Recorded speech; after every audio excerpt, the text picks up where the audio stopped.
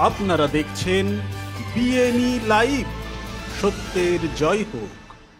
নমস্কার। এই মুহূর্তে আমরা রয়েছি বসিরহাট লোকসভা কেন্দ্রে তৃণমূল কংগ্রেসের প্রার্থীর মুখোমুখি হাজী শেখ নুরুল ইসলাম। প্রথমে অভিনন্দন জানাবো যে সেই 2009 তারপর আবার টিকিট 2024-এ, এটা সুপ্রিমো টিকিট দিলেন, কি বলবেন?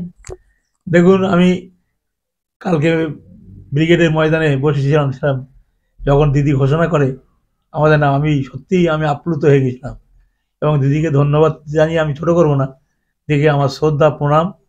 এবং অভিষেক ব্যানার্জি আমাদের দলের সেনাপতি, তিনি ডিক্লেয়ার করলেন, তেনাকে আমার শ্রদ্ধার সঙ্গে আমি তার ভালোবাসা জানাই। একদিকে আপনি বিধায়ক, আবার লোকসভা, সমস্ত কিছু দায়িত্ব তো অনেক বেড়ে গেল মানুষের প্রতি। হ্যাঁ, বেড়ে গেল। বিধায়কটা ছেড়ে দিতে হবে। আমি যেহেতু এমপি ইলেকশনে দাঁড়াচ্ছি, নিয়মই আছে, ক্রাইটেরিয়ার মধ্যেই আছে। এখনো কি দেওয়াল লেখায় অংশ নিয়েছেন কোনো জায়গায়? কাল রাত্রে থেকে দেওয়াল এবং বসিরহাটে উৎসব হচ্ছে, বাজি ফাটিয়ে রং মেখে, মানে মানে উৎসবে পরিণত হয়েছে। মনে হচ্ছে কি যে 2009 থেকে এবার ছাপিয়ে যাবে? একদম 100 বার। আমরা দেখছি যে এই লোকসভা ভোট আসলে বা বিভিন্ন ভোটে যে বিরোধীরা, মানে বিরোধী থেকে শুরু করে বিভিন্ন রাজনৈতিক দল বদল মানুষের, এটা কি চোখে দেখেন আপনি? এটা আমি মনে করি এটা ঠিক না। যে দলে নির্বাচিত হয় সেই দলই থাকা তার কর্তব্য, নৈতিক। মানুষ যাকে সমর্থন করে, মানুষ যাকে ভোট দেয়, তাদের সঙ্গে বেইমানি করা হয়।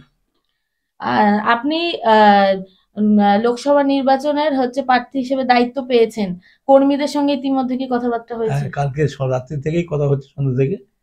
আমার কর্মীরা সব উৎসাহিত এবং উৎসবে মেজাজে তারা কাজ করছে। আমি আমার অন্তর থেকে তাদেরকে ভালোবাসা জানাই। তারা যেভাবে আমাকে সমর্থন করছে, আমি সত্যিই আপ্লুত। আমরা দেখেছি কালকে জনগর্জন সভায় ব্রিগেড প্যারেড গ্রাউন্ড একেবারে পরিপূর্ণ। এটা কি অনেকটা মানে যে ফলাফলটা যে ভালো হবে আপনাদের, এটা কি সেটা? দেখুন, মানুষ মমতা ব্যানার্জি, অভিষেক ব্যানার্জিকে ভালোবাসে। ডাক দিয়েছেন মমতা ব্যানার্জি, অভিষেক ব্যানার্জি ব্রিগেড। মানুষ আর কেউ ঘরে নেই, সব রাস্তামুখ হয়ে গেছে, ব্রিগেড মুখ।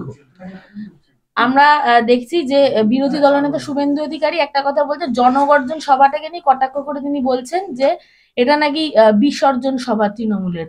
কি বলবেন ব্যাপারটা? দেখুন, কে কি বললো আমি তাদের কথা জবাব দেই না, কারণ মানুষই বিচার করবে। নির্বাচনের পরে হিসাব হবে।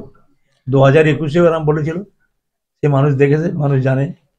গতকাল আমরা দেখেছি যে বারাসাতের রবীন্দ্র ভবনে আইএসএফ এর বিধায়ক এসেছিলেন, নওশাদ সিদ্দিকী। তিনি বলেছেন যে বসিরহাটে এমন একটা চমক আসছে যে তারা জিতবে। এতটা কনফিডেন্স কি করে পাচ্ছে তারা? সে মানুষ বিচার করবে, যে চমকই দেখি না কেন, মানুষ বিচার করবে।